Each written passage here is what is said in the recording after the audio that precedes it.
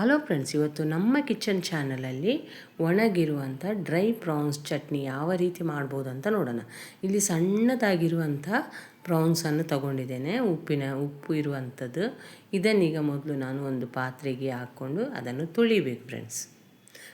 ನೀವೇನಾದರೂ ನಮ್ಮ ಕಿಚನ್ ಚಾನಲನ್ನು ಹೊಸದಾಗಿ ನೋಡಿದರೆ ಈ ಚಾನಲನ್ನು ಸಬ್ಸ್ಕ್ರೈಬ್ ಮಾಡ್ಕೊಳ್ಳಿ. ಬೆಲ್ಲೈಕನ್ ಆಲ್ ಸೆಟ್ ಮಾಡಿದರೆ ನಾನು ಮಾಡೋ ವಿಡಿಯೋ ನಿಮಗೆ ನೋಟಿಫಿಕೇಷನಲ್ಲಿ ಬಂದುಬಿಡುತ್ತೆ ಫ್ರೆಂಡ್ಸ್.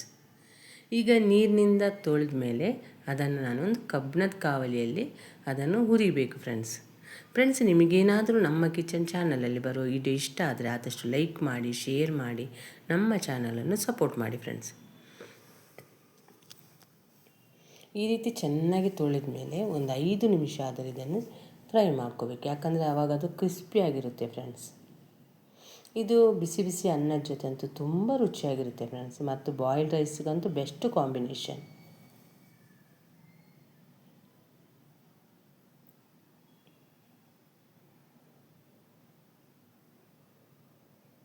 ಈಗ ಇದು ನಿಧಾನಕ್ಕೆ ಕಲರ್ ಚೇಂಜ್ ಆಗೋಕ್ಕೆ ಬರುತ್ತೆ ಫ್ರೆಂಡ್ಸ್. ಆವಾಗ ಗ್ಯಾಸ್ ಆಫ್ ಮಾಡಿ ತಣ್ಣಗಾಗೋದಕ್ಕೆ ಬಿಟ್ಟು ಬಿಡಬೇಕು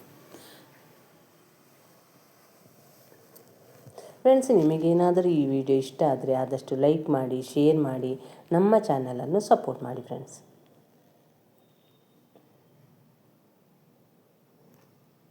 ಈ ಚಟ್ನಿಗೆಲ್ಲ ಸಾಮಾನ್ಯವಾಗಿ ಸಣ್ಣದಾಗಿರುವಂಥ ಈ ಎಟ್ಟಿ ಅಂತ ಏನಂತೇವಲ್ಲ ಫ್ರೆಂಡ್ಸ್, ಅದು ತುಂಬ ರುಚಿಯಾಗಿರುತ್ತೆ ಫ್ರೆಂಡ್ಸ್.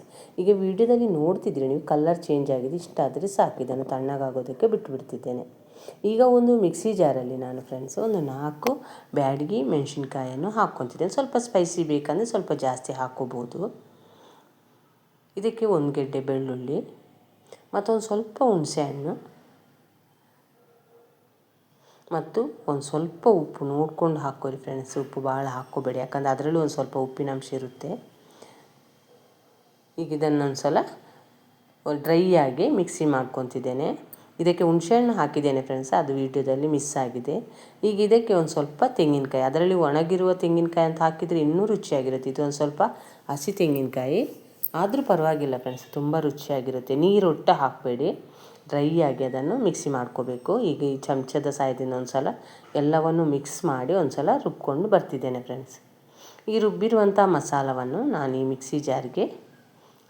ಮಿಕ್ಸಿ ಜಾರಿಂದ ಒಂದು ಪ್ಲೇಟಿಗೆ ಹಾಕ್ಕೊತಿದ್ದೇನೆ.